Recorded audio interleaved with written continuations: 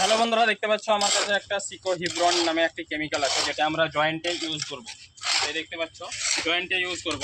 তো কিভাবে এটা ইউজ করতে হয় তোমাদেরকে একটু দেখিয়ে দিচ্ছি। আর জয়েন্টের পক্ষে খুবই ভালো একটা কেমিক্যাল।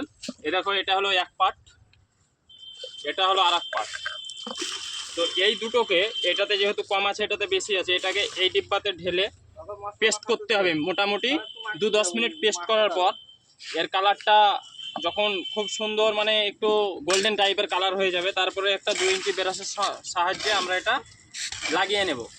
তো প্রথমে আপনাকে এই জায়গাগুলোকে পরিষ্কার করে ধুয়ে নিতে হবে। দেখতে পাচ্ছেন এইভাবে ধুয়ে নিতে হবে। তারপরে মোটামুটি ঢালাইয়ের 20 থেকে 25 মিনিট আগে এই দুটোকে মিক্স করে পেস্ট করে এটাকে লাগাতে হবে, খুব ভালোভাবে লাগাতে হবে। তো আমরা অনেকে, আপনারা জানেন, আমরা অনেকে ইউজ করি ডক্টর ফিক্স এইসব কেমিক্যালগুলো। তো এইসব কেমিক্যালগুলো কিন্তু আসলে জয়েন্টের কেমিক্যাল না। এইটা যেটা দেখছেন সিকোহিব্রন, এই কেমিক্যাল আপনারা ইউজ করবেন, খুবই ভালো কেমিক্যাল। আর 100% আপনার ক্র্যাক আসবে না বা জল শোপ করবে না। তো যদি ভিডিওটা ভালো লাগে অবশ্যই লাইক কমেন্ট শেয়ার করে দেবেন। হ্যাঁ।